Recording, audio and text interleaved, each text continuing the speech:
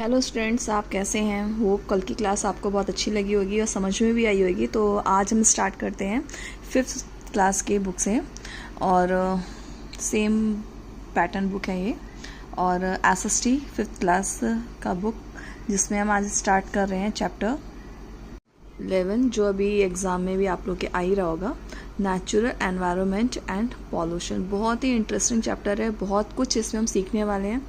आप बेसिक चीज़ आपको बताते हैं, शुरुआत में ऐसे आप लोग को नॉर्मल चीज़ आप बताते हैं कि हम लोग को 4 मेन बेसिक पॉल्यूशंस कौन से होते हैं, 4 होते हैं, है ना। इसमें हम थोड़ा सा आगे बढ़ के पढ़ेंगे और जैसे से आपका स्टैंडर्ड क्लासेस बढ़ती जाएंगी, आपको पॉल्यूशन हो चाहे कुछ हो, आपको और डीप नॉलेज मिलेगी, जिसके लिए काफ़ी चेंजेस आते हैं। तो इसमें लोग क्या पढ़ने वाले हैं? Natural environment, environmental pollution and types of pollution and waste management and pollution control. ठीक है, तो बहुत ही इंटरेस्टिंग होने वाला है चैप्टर। बहुत ध्यान से आप लोग सुनेंगे, बिना डिस्टर्ब हुए, फुल फोकस के साथ आप अच्छे से सुनेंगे। कुछ भी अगर आपको समझ में नहीं आता है पर्टिकुलर चीज़, तो आप उसको कमेंट बॉक्स में ज़रूर डालेंगे ताकि आप पूछ सके कि क्या चीज़ आपके डाउट है। ठीक है, तो स्टार्ट करते हैं। The word natural environment. The word environment means the surrounding in which the organisms live.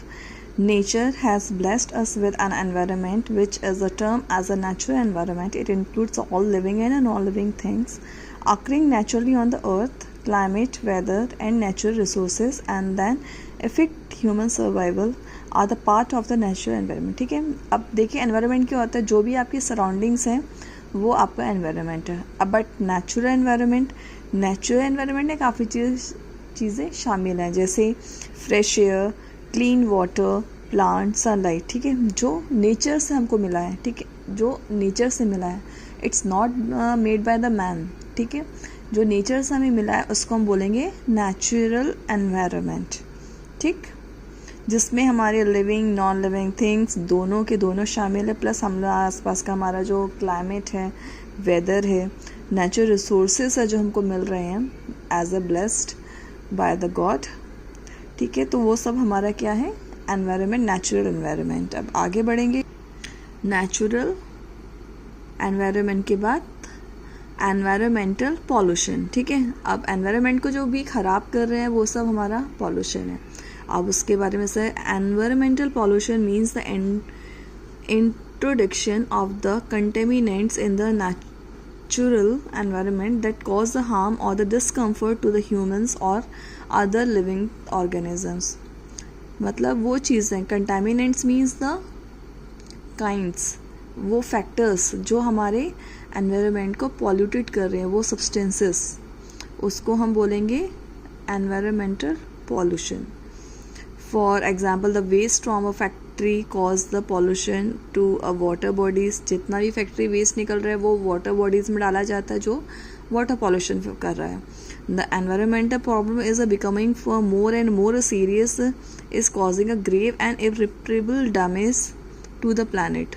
जितना भी पॉल्यूशन हमारे प्लानट पे हो रहा है वो कहीं ना कहीं इतना ज़्यादा डैमेज कर रहा है, एक्सेसिव डैमेज कर रहा है, जो कि सही कर पाना बहुत ही मुश्किल है। इट मीन्स टू से इरिपरेबल मीन्स जिसको सही ना किया जा सके। ठीक है, इरिपरेबल डैमेज टू द प्लैनेट, हमारे जो प्लैनेट अर्थ है वो बहुत ज़्यादा डैमेज कर रहा है। क्या डैमेज कर रहा है? Pollution. Now we start type of pollutions. आप इस बात को ध्यान कि ये जो चैप्टर है काफ़ी बड़ा है और इस चैप्टर को हम लोग 2 पार्ट्स में तैयार करेंगे। ठीक है, तो आज जितना हो पाएगा करेंगे, नेक्स्ट फिर कल, क्योंकि आप लोग इतना लंबा करूँगी ना तो आप काफ़ी बोर हो जाओगे। So types of pollution. So pollution के कितने टाइप हैं? Environmental pollution has a 6 phases, जैसे air pollution, noise pollution, water pollution, light pollution, land and nuclear pollution. जिसमें air pollution, noise, water and land, जिसके बारे में अभी तक आप काफ़ी बार पढ़ चुके हो। इसमें न्यू 2 पॉल्यूशन क्या इंक्लूड हुए हैं? Light and nuclear pollution. ठीक है, सो सबसे पहले हम लोग एयर पॉल्यूशन को कवर करते हैं, एक एक करके हम सारे पॉल्यूशंस को कवर करेंगे। तो सबसे पहले कवर करते हैं एयर पॉल्यूशन। एयर पॉल्यूशन क्या होता है? Air pollution occurs when the gases, dust particle, fumes और the smokes and the chemicals are introduced into the atmosphere in a way that makes it harmful to human and animal and the plants. ठीक है, अब ये सब किससे हो रहा है? Flume, dust particles, gases, smokes, ये सब कहाँ से निकल रहा है? केमिकल्स, फैक्ट्रीज से, जो मोटरसाइकिल या मोटर जो भी मतलब व्हीकल्स घूम रहे हैं सड़क पे वो सब, ठीक है, फैक्ट्रीज़ के जो स्मोक्स है, घरों में तक चूल्हे काफ़ी जगह जलाए जाते हैं, आप लोग पता है, लोग तरह तरह के स्मोक्स पैदा करते हैं, तो ये सब क्या है? And the now cause air pollution can result from the both human and the natural actions. Natural events that pollute the air include the forest fires, volcanic eruptions, pollen disposal, etc. Human activities that result in the air pollution. ठीक है, बहुत से आपने देखा होगा कि forest, बहुत बड़े जंगल होते हैं, उसमें आग लग जाती है. अक्सर ऐसा होता है ना कि ताड़ का पेड़ का जंगल, उसमें क्या होता है, जो ताड़ के जो पत्ते होते हैं पेड़ के, ठीक है, वो आपस में उनका फ्रिक्शन होता है. फ्रिक्शन के कारण क्या होता है, उसमें फायर का प्रोड्यूस होती है और जिसकी वजह से पूरे के पूरे जंगल जल जाते हैं. इस तरह का एक इंसिडेंट बता सकते हो, ऐसा हुआ, ऐसा हुआ है. ठीक है, तो एक एग्जांपल है ये. इसी तरह से जो भी फॉरेस्ट फायर्स हो गए, फिर जब वॉल्केनिक होता है, एरप्शंस होते हैं, ठीक है, तो पॉलन डिस्पोजल, और ये सब चीज़ें हैं जो एनवायरमेंटल अपने आप होता है. ठीक है, तो एक ही बहुत बड़ा कॉज है एयर पॉल्यूशन का, प्लस जो ह्यूमंस खुद करते हैं, जो फैक्ट्रीज़ के थ्रू, फ्यूल्स के थ्रू, ठीक है, ये और स्मोक्स के थ्रू, ये सब ह्यूमंस करते हैं. तो इन दोनों का जो मिक्सचर है वो करता है एयर पॉल्यूशन. और जिस नुकसान किसको पहुंचता है, खुद ह्यूमंस को भी, प्लस एनिमल्स और प्लांट्स को भी. ठीक, फिर ऐसे हम आगे बढ़ते हैं. Emission from the industries and the factories, मतलब वहाँ से निकलने वाली फैक्ट्री से जो भी डस्ट हुआ या स्मोक्स, जैसे industry and factories emits a high level of carbon monoxide, smokes, fumes, chemicals into the air. Petroleum refineries also release lots of hydrocarbons into the air. ठीक है, ये सब क्या करते हैं, बहुत सारा मात्रा में, ठीक है, का एयर में ऐसी चीज़ें, केमिकल छोड़ते हैं जिसके कारण एयर पॉल्यूशन बहुत एक्सेस लेवल में बढ़ जाता है. Next, burning fossil fuel. Transport has become a necessary evil for us. ठीक है, सबसे बड़ा इवल जो है वो क्या है, ट्रांसपोर्ट. से car, trucks, motorcycles burns lots of fossil fuel to work and release a pollutants. Fumes from the auto vehicles contain dangerous gases such as the carbon monoxide, hydrocarbons and the particulates.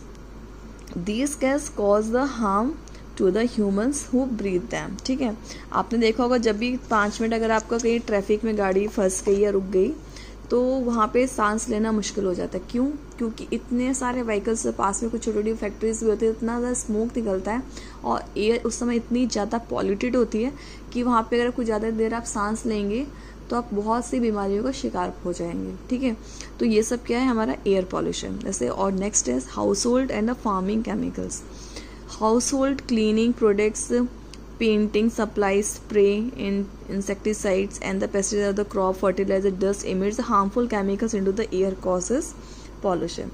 जब भी fields वगैरह में कुछ दवाइयाँ डाली जाती हैं ना, तो काफ़ी दूर एरिया तक उसकी स्मेल अजीब तरह की उड़ती है. वो क्या है, आप ये देखो, जो दवाई डाल रहा होगा ना वो भी पूरे अपने फेस को अच्छे से कपड़े की मतलब मदद से लपेट लेता है, फिर डालता है. मतलब उससे इतनी हार्मफुल गैसेस उड़ती हैं, रिलीज होती हैं, जिससे वो खुद भी बीमार पड़ सकता है. ठीक है, तो लेकिन जो आसपास से निकल रहे हैं वो उन्होंने तो कुछ कवरेज नहीं किया ना, तो वो तो शिकार हुए. तो ये सब क्या है, एयर पॉल्यूशन. ठीक है, अब एयर पॉल्यूशन के इफेक्ट्स ही बहुत सारे, जैसे acid rain which destroy the leaves of plants and the kills animal, fish, other wild life. जब एसिड रेन होता है, फर्स्ट रेन जिसको बोलते हैं, उसमें क्या है, बहुत सारी प्लांट्स की जैसे पत्तियाँ हो गई और एनिमल्स हो गए, फिश हो गए, एक्वेटिक एनिमल्स, ये सब क्या होते हैं, ख़त्म हो जाते हैं. रेस्पिरेटरी सिस्टम जो होता है हमारा, हर डिजीज़ बहुत सारी होती है, usually caused by the air pollution. For example, majority of children in Delhi are the presently suffering from the pneumonia and asthma due to the heavy air pollution. Delhi का ही क्यों लिया एग्जाम्पल, कहीं और का भी ले सकते थे ना. एक रीज़न है, अक्सर आपने देखो हरियाणा साइड में क्या होता है, अक्सर एक टाइम होता है ना कि सर्दियों से पहले कुछ वो लोग आसपास की घास ये सब इतना ज़्यादा जलाते हैं कि उसका जो स्मोक होता है दिल्ली में सबसे ज़्यादा इफेक्टिव होता है। उत्तर प्रदेश तक भी आता है, लेकिन दिल्ली क्योंकि पास पड़ता है बहुत ज़्यादा इफेक्ट, वहाँ के छोटे छोटे बच्चों प्लस पॉल्यूशन वहाँ पहले से इतना है, ऊपर से वो भी ऐड हो जाता है। तो एयर पॉल्यूशन इतना ज़्यादा होने के कारण हमारे छोटे छोटे बच्चों को भी ना कैंसर हो रखा है, और ये सब किसका कॉज है, एयर पॉल्यूशन का। और प्लस उनको अस्थमा के पेशेंट्स हैं वो लोग, और निमोनिया, ये सब बहुत ज़्यादा होता है। इसके हम लोग सॉल्यूशंस क्या क्या कर सकते हैं, use public mode of transport, adopt the car pooling, ठीक है, कोशिश करें कि पब्लिक ट्रांसपोर्ट यूज़ करें, हमेशा ये नहीं कि कहीं जाना है मोटरसाइकिल निकाली कार निकाली, ये सब और ज़्यादा पॉल्यूशन बढ़ाता है, अवॉइड करना चाहिए। Conserve energy, switch off the fan and lights when not in use, जब आप कमरे से बाहर जा रहे हैं फैन का स्विच ऑफ और लाइट से ऑफ कर दे, जो कि एयर पॉल्यूशन का एक और कारण होता है।